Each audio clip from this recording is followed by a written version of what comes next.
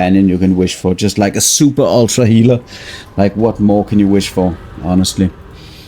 Alright, so we need to go back past the boudoir for refreshments. I hope the stuff still works.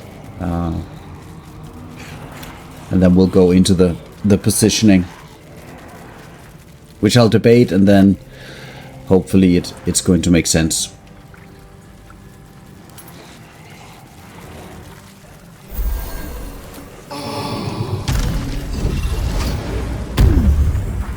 Yeah, I think that it is possible to refresh this actually.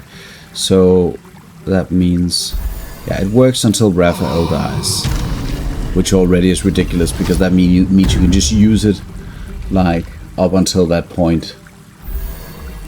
The only thing that I wish that she has had access to was level 6 spells, so we could get the heroic feast. I wouldn't mind the extra HP.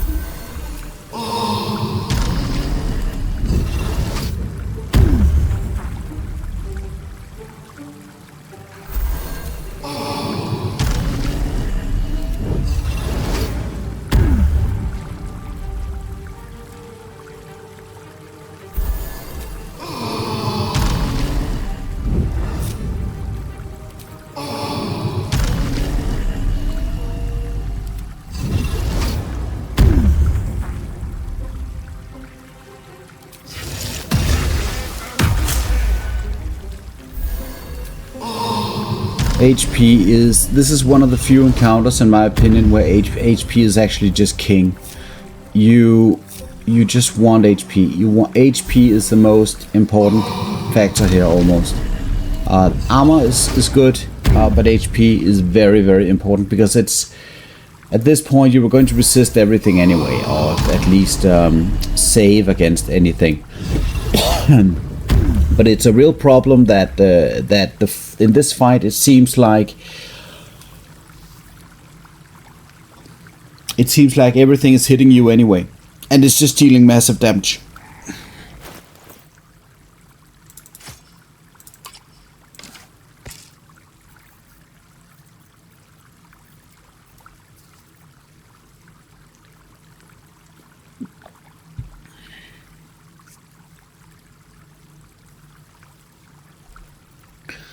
Let me just check if I have the correct favor.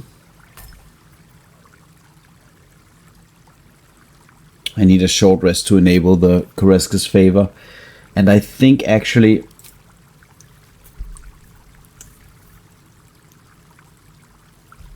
the special bonus is important. The heat is not going to work for me anyway in this fight. The frost, cone of cold and ice storm, very nice. Lightning charges, extra lightning damage, chain lightning. Chain lightning is not very important here. Lightning bolt, not very important. Thunder, reverberation, potentially.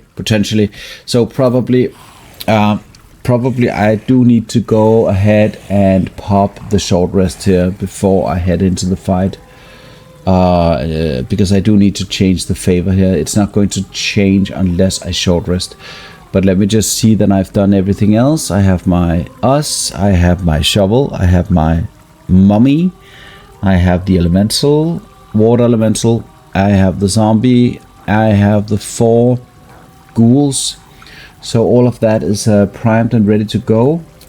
And so I'm going to do a short rest here. And then activate Koreska's favor and change that to probably the ice version. Dark Winter. There we go. Ice Storm usable, Cone of Cold very valuable. And then I don't think there's anything else I need to do this point. Let's just head in there.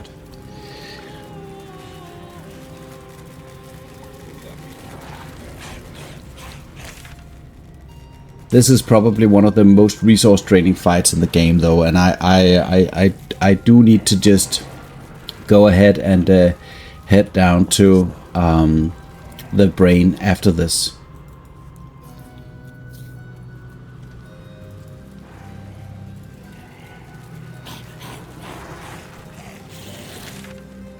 Oh, this is the wrong way.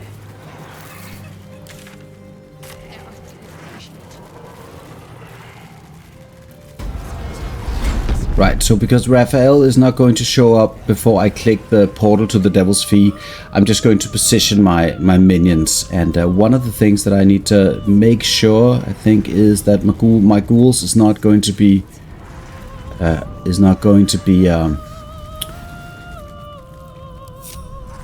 anywhere. Hope is going to spawn with me right here, if I remember correctly. So she always spawns at the same location. No matter where I put her, she's going to respawn here. And obviously Hope is, you want to keep her up. You want to keep her alive. Hope has... Oh, doesn't show here. Last Hope begins combat under the effects of Death Ward. So she gets Death Ward when she... when the fight starts. One thing that I didn't do though is that I could have cast mage armor on all of my minions. I don't think that's going to be very important, to be honest. It is though. It is one thing that you can do with this follower. But now I'm going to position my minions, and then once I've positioned the minions, I am going to talk about what I am going to do here and what the combat is about, and what kind of things I have available to me here. But let me just quickly position these guys, as that has to happen regardless. Just going to position the zombie here. What I'm doing is I'm going to position, let's see, Shovel. Shovel just wants to be in a corner, invisible, for now, because he can potentially stay out of combat if he doesn't get into the crossfire. Let me just see, where are the ghouls? Did some of the ghouls die? No, they're all there. One there. This one. Oh no.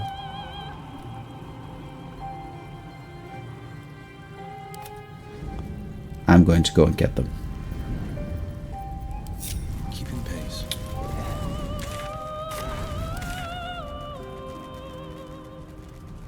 They're just extremely confused. The pathing for the ghouls is horrible. It's just, the pathing is just off the charts bad. Anyway, the idea is to have, because Raphael has an array of abilities that sets off before, during, or during his special ascension power, or sometimes not in those ascension power. He just needs soul charges to use them. And is this ghoul just lost? Is this just stuck on the boudoir, drinking away? Okay, I guess we're going to go into the fight with only 3 ghouls then. I think that's the least of my worries here. Let's get over there again then. And so if the AoE abilities that he does, I forget the name, but we'll see that in a moment. But I forget the name. But he has kind of it's a flame strike. It looks a little bit like a flame strike visual. Only deals fire damage, but a lot of similarities.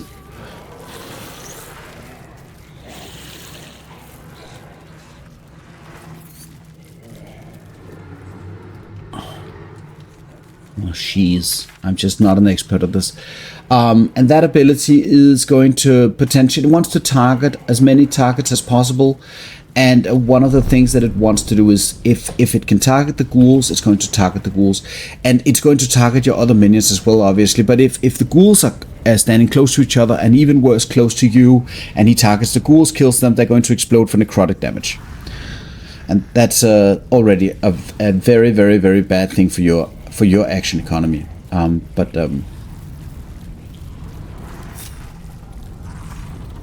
let's try this again then. So I'm going to position some of my minions on the stairs, and the reason for this is that I know that some champions spawn right around here, and if they decide to go for, or sometimes Yurgir as well likes to use a concussive shot on the champions on the staircases, and if he does that, potentially the concussive shot that Yurgir does is going to hit my zombies and cause their volatile shield to explode, or my minions, and if the volatile shield explodes, it can stun the champions that are also around me. So that's going to buy me like a full round if that happens. It's going to be, those volatile shields are very, very, very, very effective. So let me just position this again, and I'm splitting them out so he doesn't kill more than one target at a time, Raphael. All of his minions are only able to single target, so those minions will not be the issue in the beginning of the fight. And again, Shovel goes over here for now. I mean, he can get in there, but it's not important right now. Let's see, we have the ghouls here and here and here, which is not a very ideal position. Like if he kills them, he spends a turn doing that. Then I don't care. Okay, so now we are practically ready to go. What I'm going to do here is I'm going to use, and let me just see, because I should have equipped the Darkfire shortbow. But where is, oh, it's here. Here is my haste spell. So that means I have a couple of haste spells available to me. And what I like to do, and shout out to Trade Secret for this, is that I like to haste Hope, because Hope has, and I'm just going to go over Hope real quick, because that's going to be pretty apparent in terms of what she's going to do. Hope is a level 10 cleric with a bunch of healing stuff that she can use. She has Blessed Healer, gives you extra healing spells, healing spell power when healing, so she heals a lot. She has Disciple of Life, which adds to healing as well. So she's already a very strong healer, and she's equipped with 2 spells in particular that's going to make things easier for you in this fight. One of them is the Revoke Guest Status, which is a banish spell that removes the Campions. She cannot remove Yurgir, she cannot remove Raphael, but she can remove the Campions, and she does this as a level 5 spell. And if you cast haste on Hope, she's going to be able to do that twice per round. And that's going to drastically decrease the amount of Campions on the battlefield for the first 2 turns, and then they're practically all gone. Although I mean, I do need to focus a lot on the Campions that are also present in the fight, which I'll be trying to AoE down. But the idea that Hope can do this puts her in a position where I actually prefer to make her the fast one and cast haste on her, rather than doing it the other way. Right, and then she has the Divine Intervention, which is going to restore her Revoke Guest Status, of course, her level 5 spell slots, and then she can do it again. But I'm not necessarily going to do that. It all depends on what happens during the fight.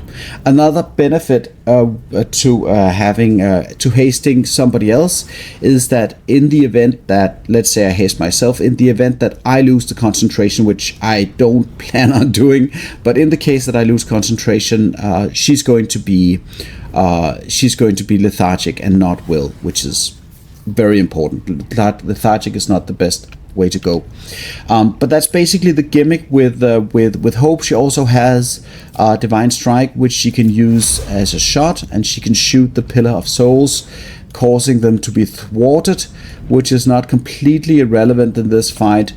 If you don't destroy the pillars, you can actually debuff them with radiant damage, so that Raphael cannot benefit from them, and that's actually not a very bad idea to do if you don't have anything else better to do with her. So she's a lot more valuable than it seems at first glance. The Preserve Life healing is bizarrely good. It just heals you for a gazillion. Her level 3 spell slots and subsequently level 4 spell slots for mass healing word with all of her buffs, crazy good.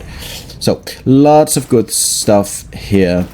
And I didn't actually buff her with the mage armor, but I think she has some kind of, with the AC 20, she has some kind of heavy armor on there. I don't know what's going on. She's a cleric, so probably yes. Okie dokie. Alright, so the fight. Raphael is going to spawn just beyond the portal here. Yurgir is going to spawn next to him. I made a deal with Yurgir, if I remember correctly, and so he's going to ally with me, and he's going to be a real nuisance for Raphael. Fighting this fight against Yurgir and Raphael, I don't think is particularly funny, because Yurgir is a very hard a hard mob on its own because he disappears on the regular. And so he does a lot of things. He likes to AoE the champions, all of Raphael's minions, and he does a lot of shenanigans. He's a fantastic friend to have in this fight, in my opinion. 3 champions are going to spawn, I think here, here, and here approximately, and likewise on the other side. I believe that there are 6 champions in the fight. Champions are 100 something hit points. They cast Ray of Fire the one time, I think, just once in the fight, and then they stab you. Maybe they do it slightly more, I forget, but we'll get back to that. And for that reason, because that's a fire spell that is resistible, I'm using the Dark Fire short bow to negate the fire damage, or to resist it at least.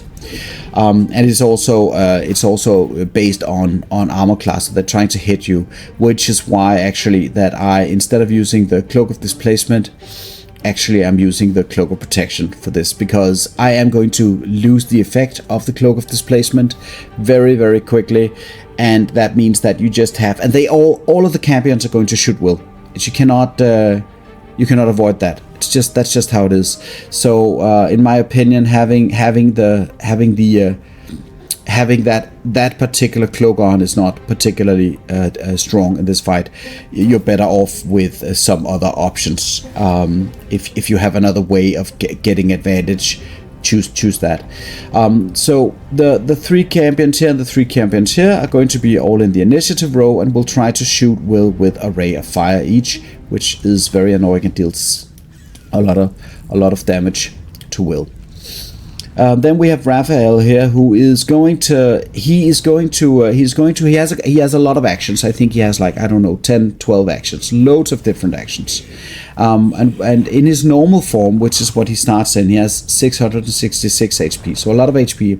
In his normal form, he's going to cast a type of Burning Hands, and he's going to, if I remember correctly, also shoot a type of Firebolt on his action. And those 2 actions on their own are not that dangerous, but the problem is that he also consumes souls from the pillars.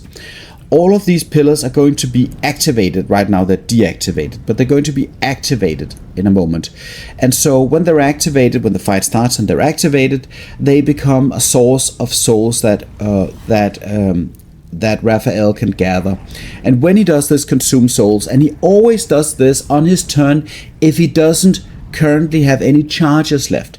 When he consumes souls from these, he gains 1 charge from each of them, which I think he goes to some location, and that also matters because that's a way you can control him in the fight, because he moves, and then if the ground is frozen, then perhaps he falls down and gets prone, and he doesn't do his consume souls. So that's very, very valuable in this fight.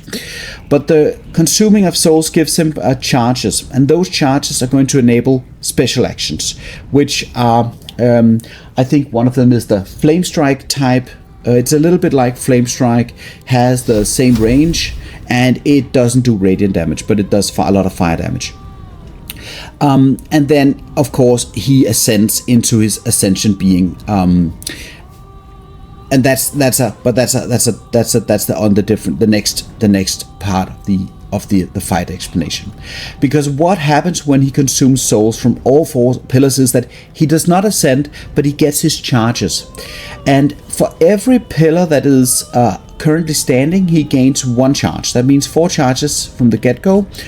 And on top of that, as long as the pillars are still standing, because you can actually destroy these, but as long as the pillars are still standing, he gains an obscene amount of bonus fire damage to every one of his spell damage or actions that deals fire damage. If I remember correctly, it's like 1d8 or something extra damage per pillar. So I think between 4 and 32 extra fire damage for each of his actions that deals fire damage. So that's so much fire damage. And so that's something you can survive in the beginning of the fight, but if you're not able to control him very heavily, that's going to really kill you.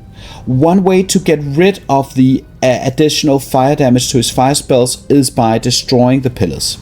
Now, when you're destroying the pillars, what happens is that when you destroy just the 1 pillar, he's going to go on the following turn. He's going to ascend into an ascended fiend, and I think actually I want to talk about the Ascended Fiend once it happens. Because he becomes very strong. He still has his spell charges, but now suddenly the spells that he's using those charges for are obscenely strong. So I want to get back to the charge or the ascended spells once we get into that fight. A couple of ways to deal with this. 1, don't destroy the pillars. Wyll could, in principle, using the Callous Glow Ring, that does have a bit of a downside to it. Using radiant damage in this fight has a downside because Raphael will counter attack with some sort of radiant retort, which is it can stun you and stuff. It's a little bit potentially dangerous, but adding the Callous Glow Ring to your arsenal is going to enable, or any kind of radiant damage. The only reason I'm talking about this is because Wyll is an Eldritch Blaster. And so for that reason, I can shoot 3 pillars in one turn, and shooting 3 pillars is going to thwart 3 pillars. And so obviously that's going to numb the pillars for Wyll can withstand exactly 3 shots, and they crumble. So if I can do this 3 rounds if I wanted to. If I knew that Raphael was going to consume souls and get charges, I could numb 3 of the pillars, and he wouldn't get charges, and he also gets healing. He wouldn't get healing from those 3 pillars. So that's definitely a potential option. I'm not going to use it first round because he's going to be at full HP and he can have his goddamn charges in the first round. I have better things to do with my actions in the first round anyway. But it is a way to kind of numb his ability to use his ascended power, or sorry, his healing and his charges, is by numbing the pillars with radiant damage to thwart them. And the other thing you can do is that you can also destroy the pillars. Once you destroy the pillars, you can also not destroy the pillars for the whole fight and then just kill him without destroying the pillars and just try to control him and, I don't know, cast Bone Chill or whatever on him to avoid his healing and do it that way. But I will do probably a mix of those things. But you can also destroy the pillars. And what I found is that he only ascends to his ascended fiend form once you destroy the first pillar. So if you destroy the first pillar and you then subsequently destroy 2 other pillars, there is some kind of, I'm not quite sure, but some kind of, I wouldn't call it a bug, but some kind of mechanic where he doesn't get the full benefit, because he doesn't immediately ascend into the fiend following he's only a fiend for a couple of rounds once he ascends. And so if you destroy the 2 other pillars while he's already ascended, he doesn't get the full benefit of whatever happens normally when you destroy a pillar. The worst thing in my experience that you can do is destroying the pillars one at a time. You want to kind of do some kind of shenanigans on that one. So every time you destroy a pillar, he normally gets more charges from that pillar. He can consume them for health.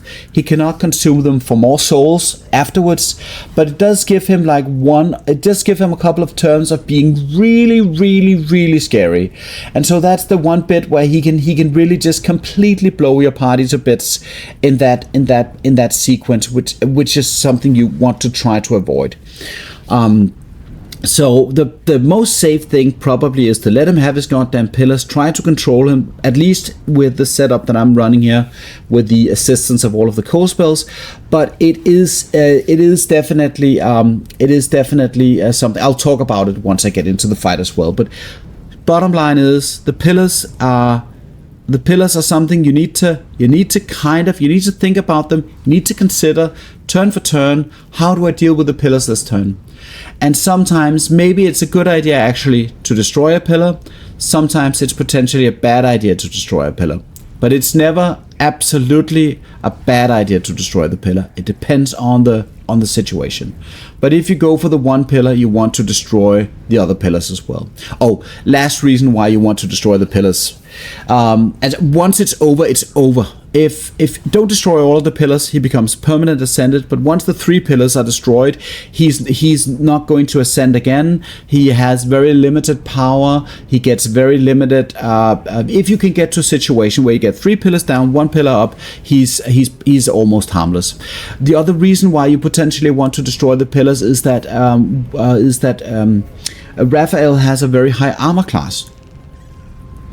So the pillars heal him if he consumes souls, and he does so if he needs charges. They give him added fire damage to his spells, which they do if they're just up in general. And the pillars give him added armor class. It gives him added dexterity. So, and that also means that with the pillars up, he has a high initiative most often. But it gives him, if I remember correctly, 3 dexterity per pillar. So that's a total of 12 dex, and subsequently a total of 6 armor class. So the amount of armor class that he gets will severely hamper your attempts to hit him. Like, some of your characters have no chance of hitting him. I think Hope has like 5% or 10% to hit with a holy bolt, or whatever that's called, guiding bolt. So just pay attention to that point, because that can be relevant if you cannot hit Raphael, and it's because of the pillars. You're in a lot of trouble, because that means you need to deal with the pillars, and that's problematic. So everything is now hard. Also, in this fight, this is a great case for the no consumables, because the way that Raphael kills you in this, well, you can use the noble stalks in many cases, but the way that Raphael kills you is that he deals tremendous amounts of damage every time he has his turn in his ascended form. It's like 100 damage. So the problem is that he can potentially one-shot you, or almost one-shot you in a round. So that's really the nuts and bolts of it. Right, let me go over my gear, and then I'm going to set the encounter up.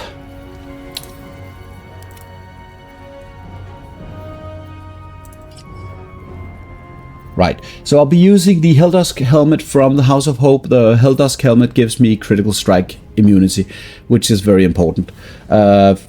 To me, at least, because I'll be getting so many hits in the first round or 2 that in the worst case scenario I get below 60 HP or something. Raphael could potentially one-shot me in round 1 before I even have my turn. So I want to have critical strike immunity from the cambions, because with the amount of dice that's being rolled, some of them will be critical hits, so we can't have that.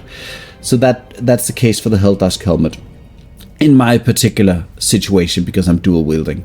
The Cloak of Protection is being used over the Cloak of Displacement, because the disadvantage is only lasts until I take damage, and I will take damage within the first round for sure. So that's not going to work very well.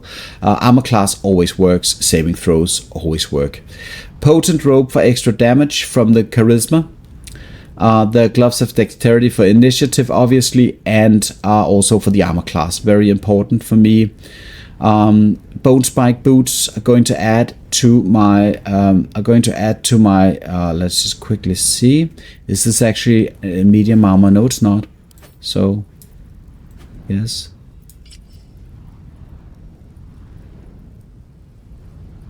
Evasive Instinct. Evasive Instinct. So 1 armor class, 1 saving throw from the Bone Spike Boots. These boots are fantastic. I cannot recommend them enough. For the weapons, I'm using the Marco Heshkir. One of the best items in the game, of course. And I've attuned it to Frost, so that means I have the Cone of Cold, and I have the Ice Storm that I can use for the fight here. And then I'll be using the Knife of the Under Mountain King as my main weapon, because the critical strike organ rearranger is just it just works. There are other options. I could be using the Infernal Rapier, but I won't. I think I want to use maybe I want to use this at a later time, honestly. And you need to be very careful with item powers during this last part of the game. If you want to keep your item powers, you cannot use them before it's absolutely necessary, and because it needs a long rest. And right now I have some long rest perma buffs that I don't want to lose, so that's not a thing. Knife of the Undermountain King, the Darkfire Shortbow, for the fire resistance, and the haste spell here. So I will probably be using the haste spell to... Oh, I need to consider that actually.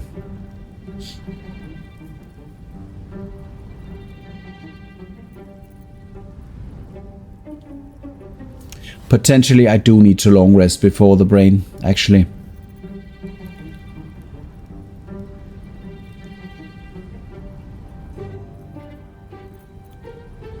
I'll have to think about that, because the rapture buff is only going to be, it's also with saving throws. It works for everything, and maybe that's relevant for the brain, for the nether brain fight.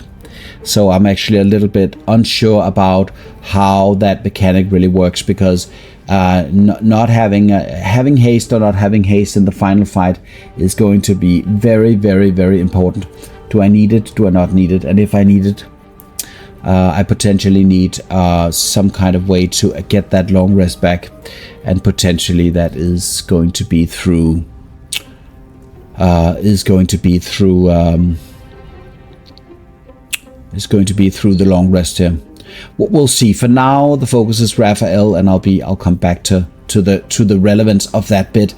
How important is the rapture buff for the final fight? That's a very big deal. For this fight, it's extremely nice. Got to say. Right. So, Ring of Protection, the Amulet of Greater Health from the House of Hope, obviously. And the reason I want this is because I want the HP, but I also want the absolute certainty that the chance for a double critical fail on the concentration saving throws is now a very, very slim chance. So keeping concentration of the spell obviously is absolutely necessary. The Callous Glow Ring, 2 points of radiant damage to things that are illuminated. That means everything in this room.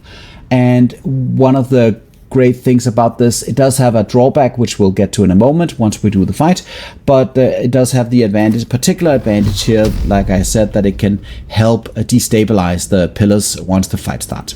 Okay, so I'm going to start the fight, and I'm probably going to run the dialogue relatively quickly through and get into the fight situation so we can see the situation unfold.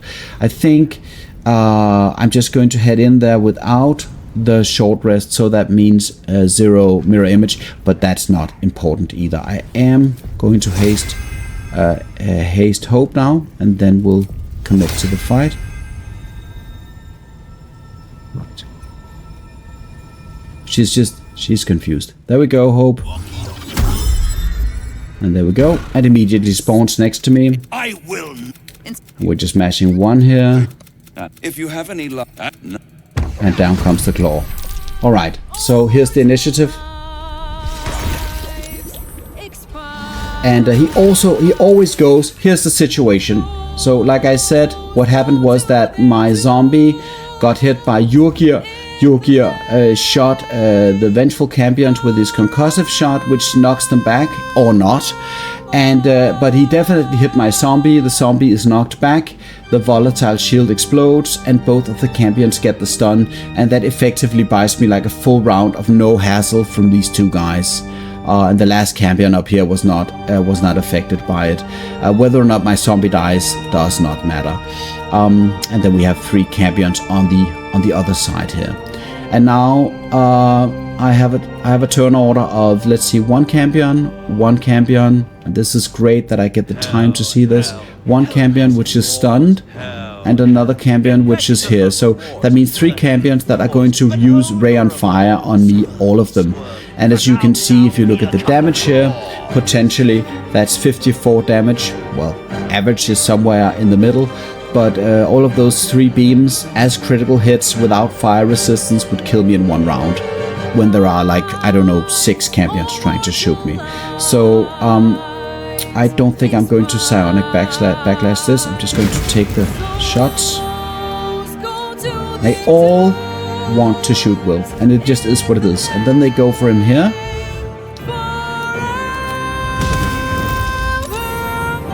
So whether or not that 1 armor class does anything, I don't know. So what is he going to do? Oh, he's going to do something else here. Oh, he went for the zombie. That couldn't be fought. Well, okay, fair enough. Detected and Right. caught. Yes, this is what I wanted to see. Not that they're going to make that big of a difference. And now Raphael has his turn, so he's going to consume souls. No more deals. It's over. The And then fight probably he's going to has spend one of gone those to- souls immediately. No more grace. So he It's gets- over. This Can't house pause the game, unfortunately. So right, so this is the incinerate. This is the flame strike ability. So if we head into Raphael here, now he has 4 soul charges, which is 1 charge per pillar, and he also healed. And he also has his 27 AC, which is a product of the high dex, which comes from the pillars. So I don't know where we can actually see that. He has so much stuff. Is this something we can see if we go to a pillar potentially? No. I don't actually know where I can see that, but he gets I think it is like maybe it's only 2 decks per. Oh yeah, down in your ability points come from 16 from shapeshifting and then 3 per pillar. It's a proximity, so if you pull him out of the room and you kite him, that bonus disappears. But the +3 per pillar is a very hefty bonus and gives him a lot of armor class. So there's that. So now with his charges, he's going to cast Incinerate, which is a level 6 spell, meaning I cannot counterspell it, so it wouldn't matter if I tried. But I am going to Psionic Backlash him.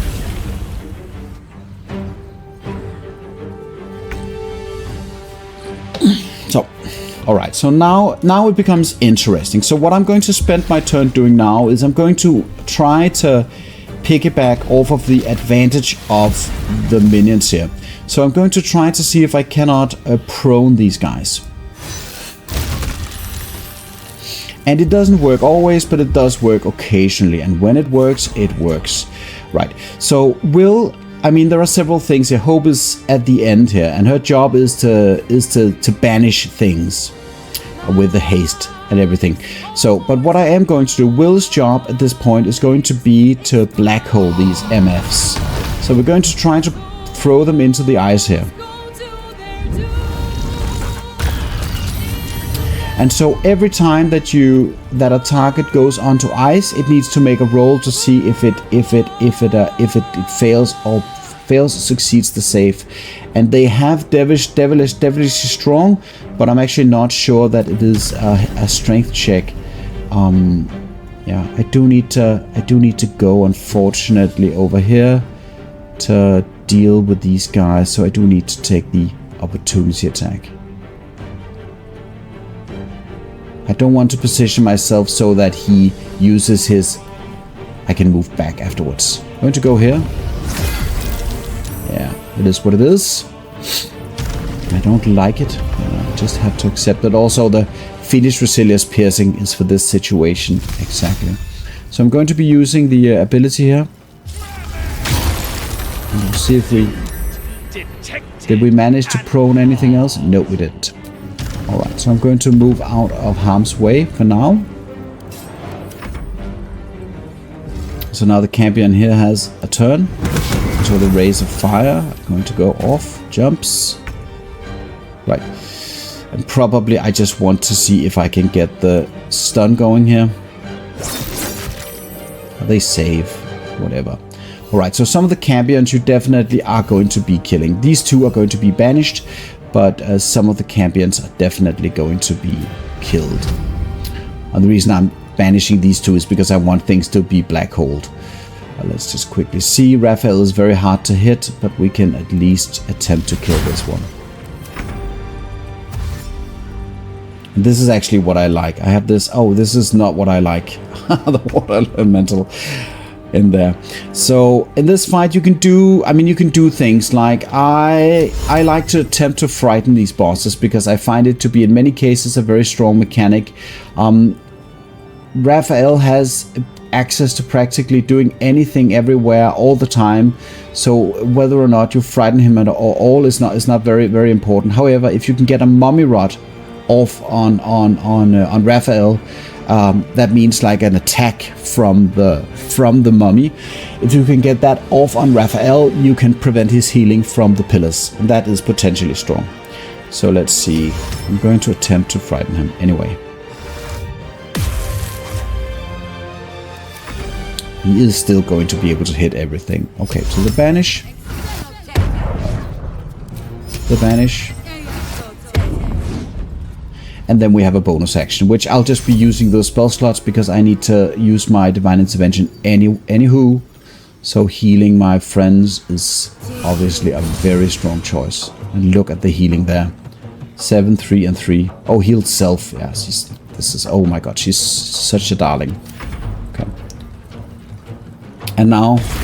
Yeah, and then we have, of course, Jorgir, who's just so annoying. Right, so I'll be talking about once I have my turn, my action. Okay, once I have my next action, I'll be talking about the situation there. Already, I'm really a target here. Okay, somebody is stunned. Yeah, and then the invocation, and that's also a level 6 spell, so that means I'll be psionic backlashing that one. So the little extra damage that you're dealing to him, it feels like it's redundant. He has 1 soul charge left, which means that he needs to spend his next turn also spending that soul charge. And then hopefully he needs to consume souls in the following turn, but probably not just now. Right, let's see if we can prone anybody. Right.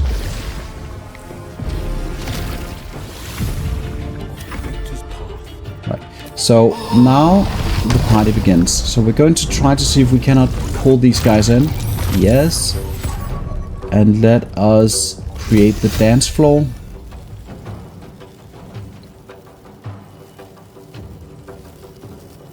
So the dance floor is going to be around here, I think. Right. So something died, and Jorgir was exposed. That's not that important, but the steam cloud is from the explosion from the guys that was summoned by Raphael. So when they explode, they turn ice into water. So that's of course annoying, but we'll get through this. We'll get through this. And then I think I'll take a bit of a defensive position.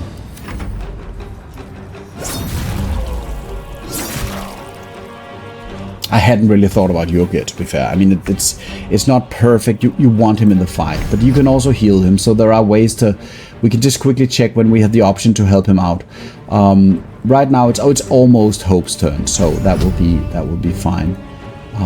Do I want to trigger? I can just trigger this. It's not a problem at this point because I have healing. So these guys will die. I don't need to worry about them. But I need to start killing these things, so probably here.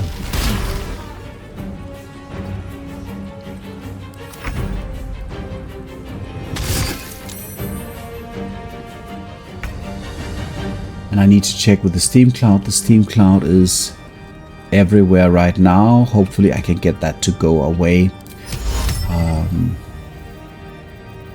So I'll just be continuing to trying to frighten Raphael. He does have his turn before Wyll, meaning that if he does if he uses his soul charge and extracts healing, he's going to heal for a lot. But we'll have to see how that goes. Right, and now we have Hope. So what we're going to go for is obviously I cannot heal the undead, but I can heal. I can actually heal the others, and I could immediately divine intervent and banish 2 more campions, but right now they're at so low HP that I think that I can probably deal with them in a better way. I'm a little bit annoyed that the steam cloud made my eyes disappear. One moment, I do have something I need to close. Made my eyes disappear, but we'll see. So let us get a little bit closer here.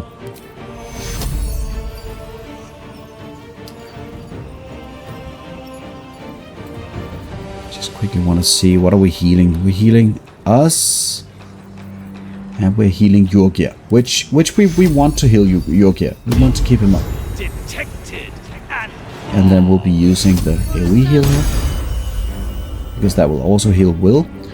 And then we want to spend the other preserve here as well on Jorgir. Yes, we do. Just want to get that out of the way. Spend those resources with her as quickly as you can, so you can divine intervene for full effect.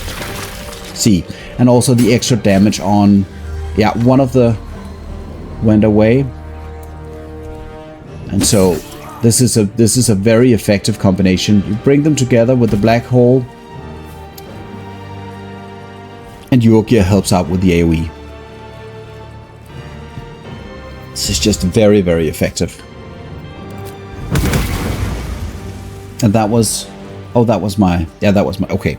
So I can resummon that from the item, I guess, if I want to do that. Right, so let's assume that the steam cloud is not going to just go away, and we need to create like an extra platform for this show. Raphael had his turn. Let's quickly see what he did.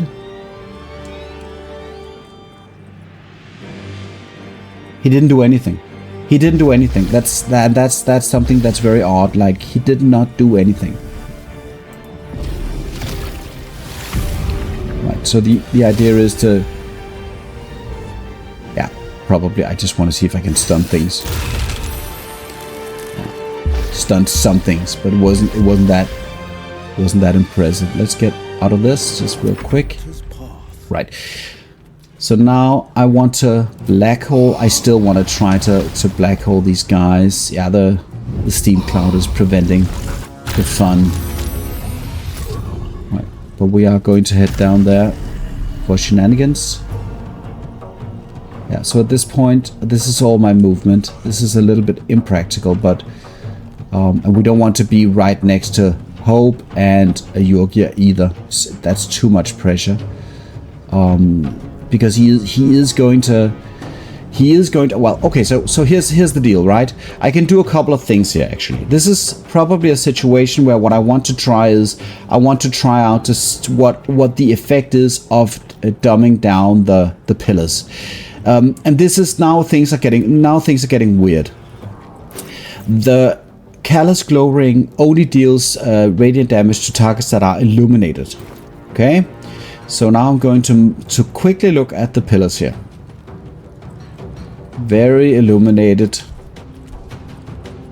Very illuminated. A little bit illuminated.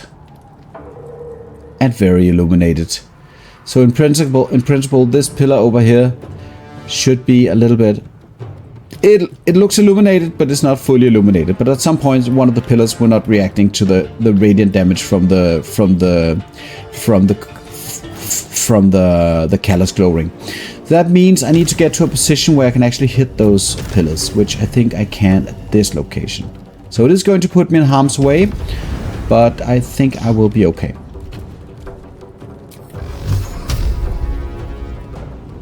The great thing about, and I am going to shoot this to just check how that plays. Right. So we'll be looking at it now. Thwarted consumption. Raphael cannot consume a soul, and that should work for all of his. It shouldn't debuff his dexterity. That should be the same. Oh, the armor is also less. Oh, it's because he's slowed from the black hole. Yeah, sure. But other than that, it's the same. So this one is not thwarted. This one is thwarted. This one is thwarted. So that means that this pillar, because of whatever makes it illuminated or not illuminated, cannot be thwarted with the Callous Glow Ring. That's good to know. So that means if you want to pick it back and use this attempt, you need to use these two and the one down here by the door, because this definitely works. So that's interesting. Let us see if we can avoid being blown to bits by Raphael this turn. I think they want to kill Jorgir, which is pretty much to my advantage, as long as they don't kill him, of course. Alright, so is Raphael still frightened? No, he's not. So we'll attempt to re-frighten him. And the reason for this is I want to see if I can... Do I want to frighten him this turn? Sure. Right. And now Hope is back in the game here. She can heal everything with a bonus action. And then she has her main actions, which... Let's just quickly see the steam cloud. The steam cloud dissipated. So what we want to do is we want to shoot the water here. Why doesn't it work?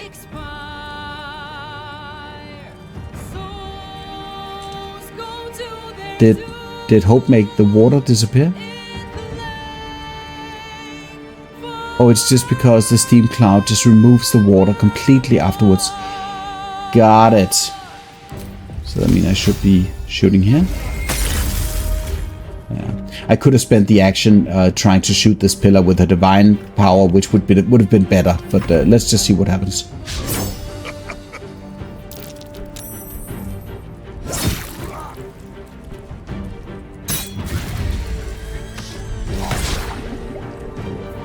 And then he's invisible. Yeah. And then things are going to happen. Next turn the champions are going to be dead, so that's that. That's the good news here. They're not going to survive the next round. That's so annoying. That bit is what I'm hating the most. All of that extra damage that these guys get to. Yeah. Flames of Avernus. So that's not a lot of damage. I don't even know if this is worth backlashing. It's a level 6 spell, so I am going to backlash this. Now, he doesn't consume yet, but he's going to consume next turn, which is great, because at this point... Oh yes, let's just quickly check his legendary action. Raphael can spend a legendary action to immediately beguile 4 users remain this round, so that's not important. He doesn't have any charges. So he only has, you know, whatever he has as an absolute baseline, which means, I mean, he cannot even...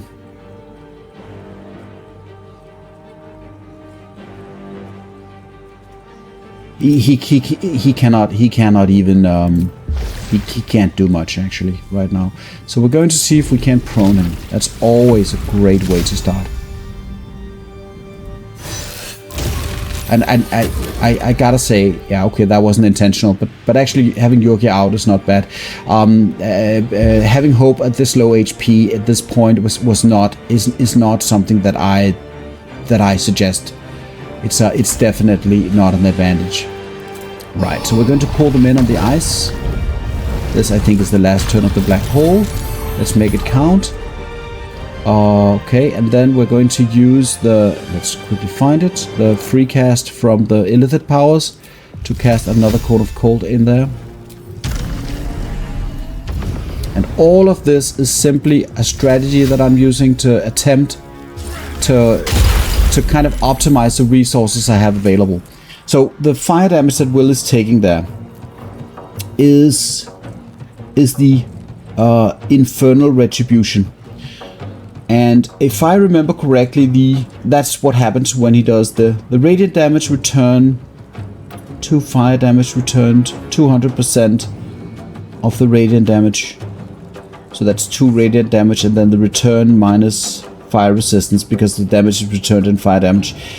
But there's also some ability where he potentially stuns you, and like I forget because I don't see that ability anywhere in this fight right now. So I don't know if why that's not happening. So Raphael is now at 518 HP. He is going to collect souls in a moment, which is going to heal him and give him his charges. And I am going to allow him to do that. I think he can move. Potentially he's going to fall on the ice, which is always my hope. So let us quickly see. We can do one thing though. We can jump in here, which we will do. And then we can attempt the attack, which is very unlikely.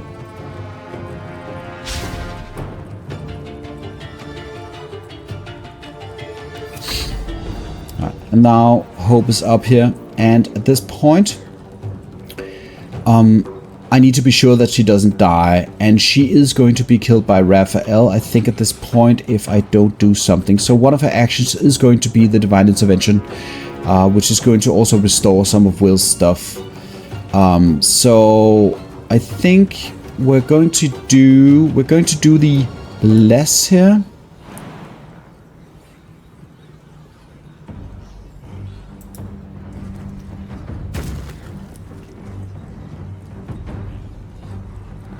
Let me just, I want to be absolutely sure that I did my very, very best to make sure that the positioning is not bad here. I want people to be like outside of the range, so we don't fuck that bit up. Let us try the bless. We have 2 actions. Level 4. Bless, bless, bless, bless, and bless. Not bad.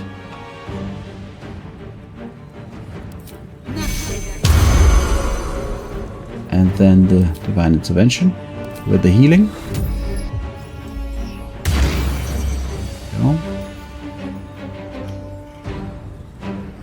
We're just going to move here. It's not that important. I mean, Raphael can hit everything everywhere, so I mean, also a thing that you can do is that at this point, if you don't care much about, if you don't mind the damage that he's putting out from the charges, from the pillars, you can just make sure that he cannot heal during the turn where you know he's going to use his ability, which he's going to use it right now because he has no charges. No, don't do that. That's the wrong move here. Oh, Yurgir, you idiot. So what just happened was that Yurgir, yeah, he kills that one. That's fine. But what happened was that he knocked Raphael out of the ice. And potentially Raphael could have tripped on the ice. So he heals from the 2 pillars, which I had not debuffed this turn, and that gives him, it gives him the full charges. It gives him charges from all of the pillars, but he does not get to heal from them. That's the thing. I think. I think. No, yeah, he healed from this, and no, because that one was not thwarted. That was the okay. Anywho, I think there's also something with the turn order that you need to observe. I'm not quite sure. So I'm just going to go and make sure that this doesn't happen again. What in the world?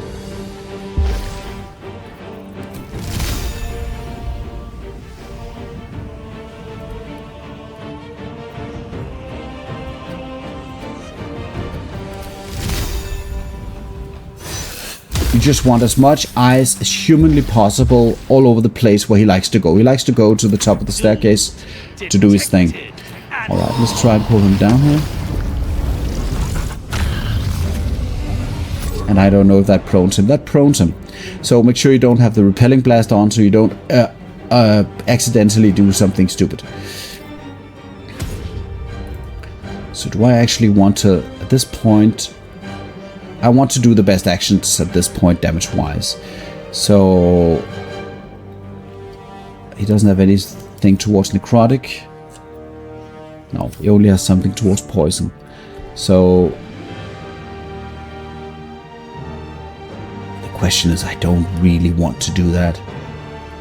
And how many charges does he have? He has this 4. So I just want to push a bit of damage into him, I think. Right now I have absolute control. Well, we're just going to shoot.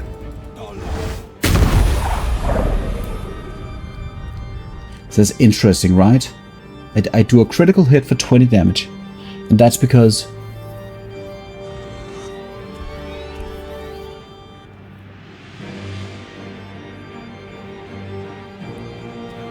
I roll 8 on a total of yeah, that's because the damage modifier is added. I roll a total of 8 damage on the dice, on both dice together, and then there's the charisma bonus from all of my modifiers. And at this point I roll a 5.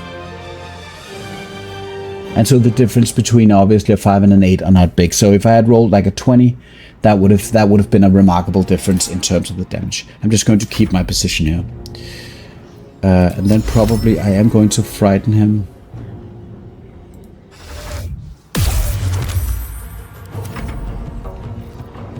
And let's quickly see, do we want to heal at this point? No, we don't want to heal at this point. Do we want to give Raphael a reminder? See, this is bad, right? We have 2 attacks.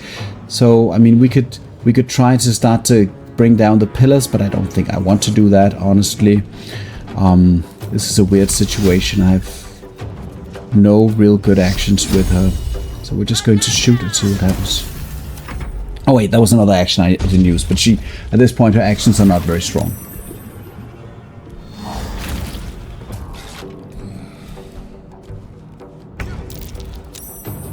We do have the level 5 spell, so we can try to optimize protecting our coterie. Yeah, and apparently Raphael doesn't get his turn if he's prone, so that's extremely gimmicky. But I mean, it doesn't really guarantee anything in my experience.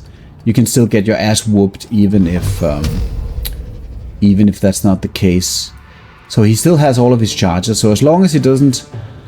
He's not using them, nothing really happens, right? So the psionic overload for the bonus action here, I think, at this point. And then I just think we're going to just shoot. And he beguiles me. And the beguilement is how many turns? Oh, it doesn't. It was resisted. Who cares? Alright, so he's not going to heal right now anyway, so we're actually going to let him move. No, wait, yeah, we are going to let him move, so I'm not going to activate I'm not going to attempt, I'm going to just jump in and probably fall prone, yes, but it's worth a try. So let's shoot.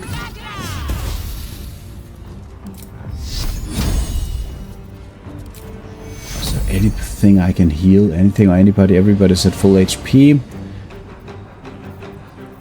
Yeah, this is the very odd situation here, I have to say.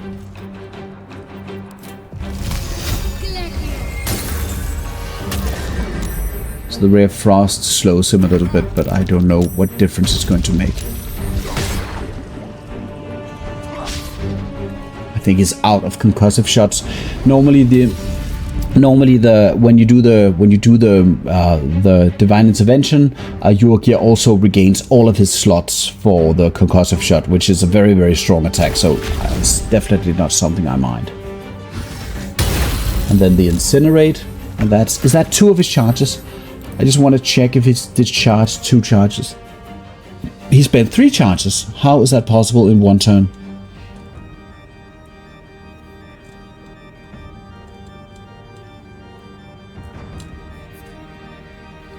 Raphael cast Invocation of Death. 1 soul to summon an eternal debtor. Incinerate is also 1 soul. No, this is 1 soul as far as I remember. So how he lost one of his charges, I cannot say. This is what feels buggy about this fight. I'm not sure that I'm just going to save the game real quick in case it crashes. That would not be something I want. Okay, so the question is, do I want this guy to explode at this point? Is he going to have his turn? No, we'll deal with him in the following turn. Where is Raphael? He's on the floor. Okay.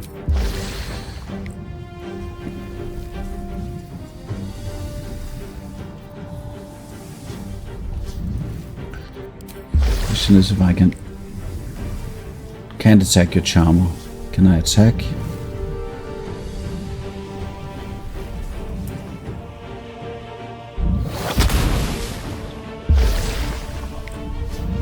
Okay, nothing happens.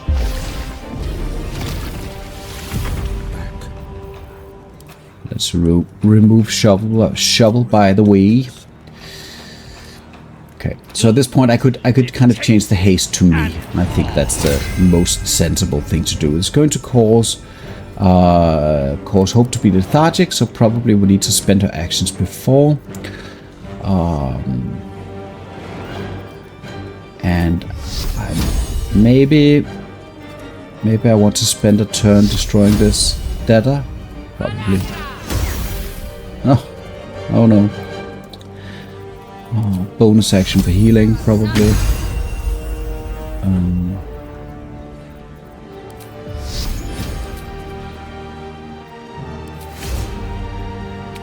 It is going to remove the bless spell from Wyll, but we'll have to also not the bless spell for him because he has it innately.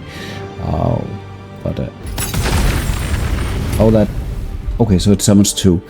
Let me just check one thing though. This is my time. The rapture stays even if you cast something else. Okay, these 2 guys are annoying, and I don't know if I just want to spend a spell slot destroying them actually. No, this is probably a waste. Let's just get the show on the road here.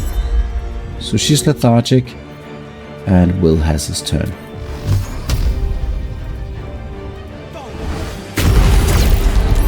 Okay, that was lucky. That was very fortunate. And I do take the fire damage, and that causes me to do the saving throws and whatnot. And I do get the 18 armor class. The 18 temporary hit points. Oh, that's from killing these guys. That will reset in a moment once I get my turn back. Okay, so where do we want to go? Do we want to go all the way up here? It's not really important at this point. The only thing I can do is potentially stunning him. Try to stun him with my illithid powers to see if I cannot buy myself another round of security. And I don't really know, like, is this even necessary? I can go for his health instead, if that works. Didn't work. Let's just pass the turn here.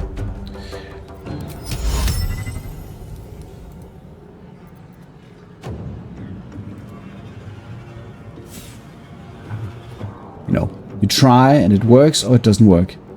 It is what it is. Okay. So I can't move. Okay, hopefully Yorkia is going to move.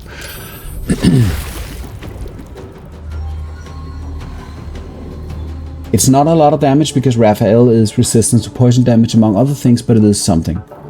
So now the consume is going to go off. Oh, there is that was the mummy rod.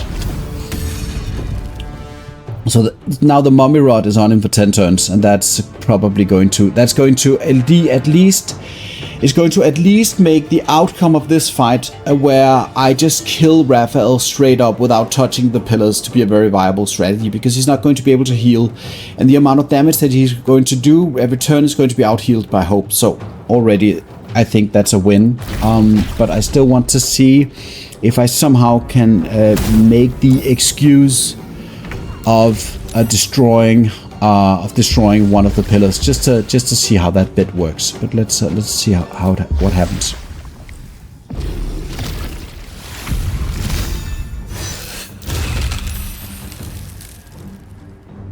The save from the Winter's Breath.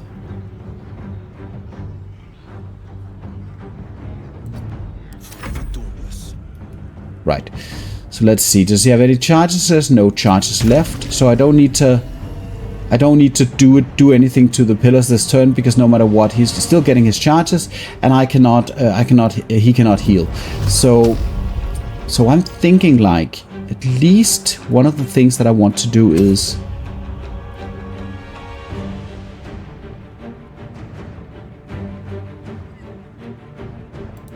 if I could convince him to move just a little bit and throw down the Dance Macabre, I could potentially cause necrotic damage to him as an action. Because if I try to shoot him, the odds that I miss are quite big. So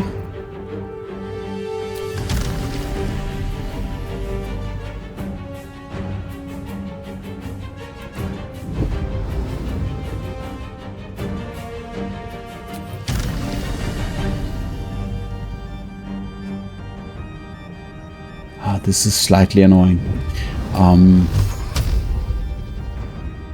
Let's try to shoot him once. Let's see how it goes. 2 hits. That's very satisfying. 2 hits.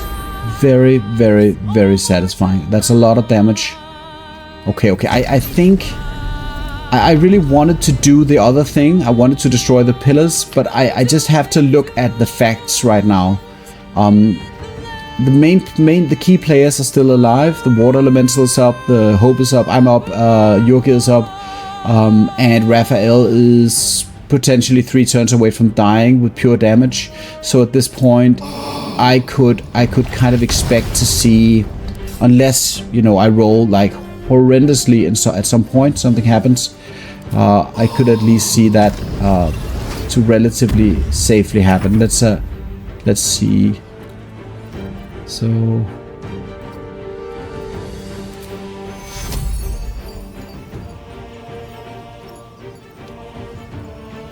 Yorgi is at full HP.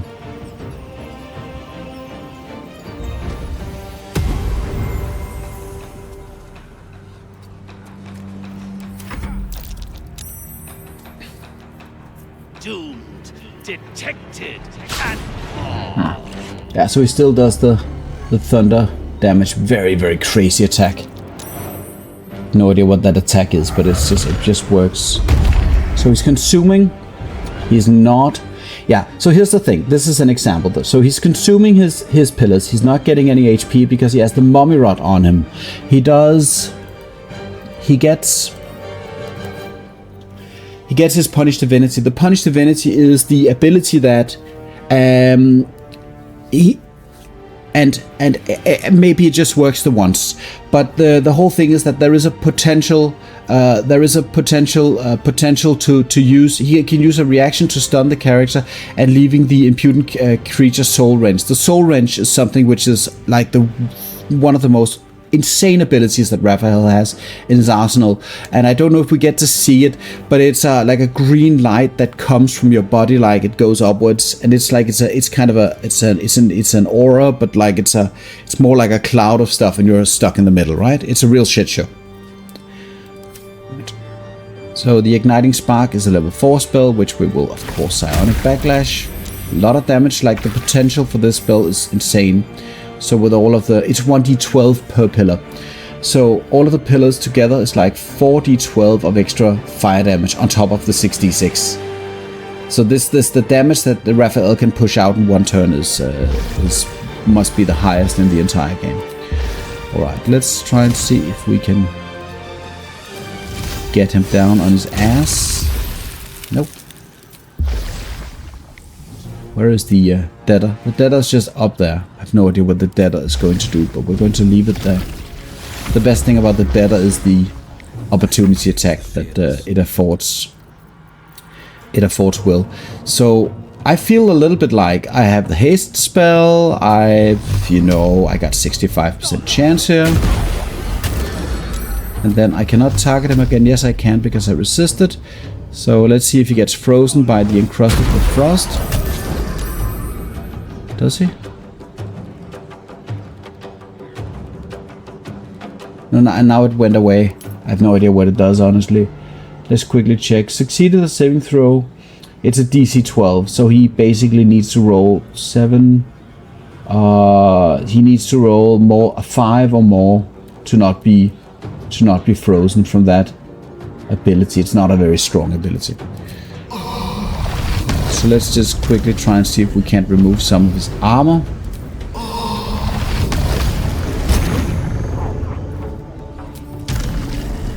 And I think even with the added, and this is not because I don't want to destroy the pillars, like I really want to destroy these pillars, but the problem is, depending on the particular situation, the ascended form is so crazy strong that you might be shooting yourself in the foot, basically, by attempting it. Oh yeah, I could shoot. Could I shoot?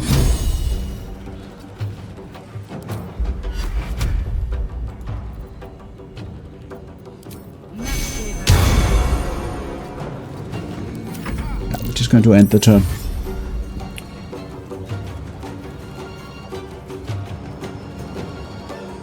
I mean, this strategy is basically, I wasn't even as lucky as I would expect me to be with the proning of Raphael.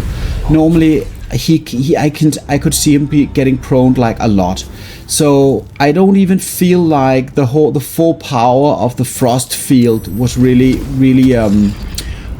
coming to its right in this particular fight. I feel actually a little bit like it didn't quite show itself, because the amount of frost spells that I cast and stuff, it was destroyed partly by the Endetters, the internal Deathers that was summoned and subsequently exploded and created a steam cloud removing the ice, which was completely unintended. That was really not my intention at all. But I really expected that to be stronger. So with the amount of, I think did I cast, let me just check how many frost spells I actually casted. I cast 1 Cone of Cold from the Makoheshkia. I casted 1 Cone of Cold from the free cast. I cast the Ice Storm, that's 3 spells. Yeah, a lot of spells, right? So actually probably I should just have used this to re-establish the freezing field. That would have been a better action for her. And so now I think there's only one thing left, and that is to kill the main man, the baddie. If I can actually hit him, of course. Yeah.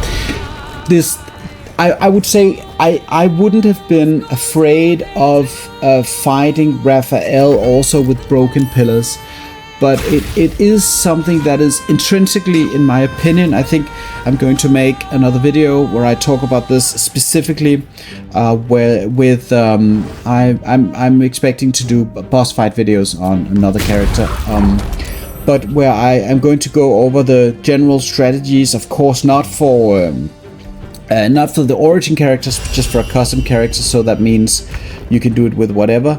So no specific origin character shenanigans, where some of the origin characters bonuses are very strong, and that's something you just cannot neglect and cannot ignore.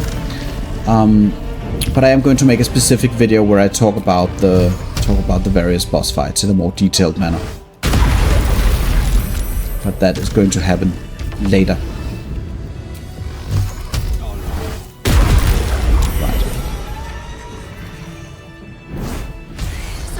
Preposterous that any of us are alive. Maybe we're not. Pinch yourself and check we're not dreaming the last of our lives as we die screaming. So, in my opinion, the Raphael fight can be boiled down to the question of: Are you able to pacify him? Because if you're able to pacify him with, any means. You can, if you can get like a Tasha's hideous laughter in with a high DC, you can pacify him for 10 turns. So in any situation where you can pacify Raphael, because he's definitely the most dangerous thing in this fight, even with all the campions. But if you can pacify Raphael, that removes like 50% at least of the danger in this fight. He does get his actions. If you destroy the pillars, he does get very strong actions. He does heal from the pillars. So anything that kind of shut down those abilities and those advantages will make the fight a lot easier. But I'm fairly certain that even with a character with like 0 summons or something, you can still do things that's going to make sense. I can't say for sure that all characters with my rule set at least will be able to do this fight. A lot of summons just it just takes care of business for you, because they are there, they do things, and they interact. Like my mummy turned out to be clutch. Yurgi, of course, and Hope were very helpful. I don't want to do the fight without them, to be honest. But although the most advantage I got from the other minions were probably the volatile shields exploding, So, I mean, whenever you want to remove some of those advantages, fewer summons, fewer volatile shields, fewer this and that, of course it gets more difficult. And if Raphael gets his way and just be able to target you, and all of the champions do the same thing, I mean, you're going to die. It's definitely a top 3 encounter for me in terms of difficulty in this game.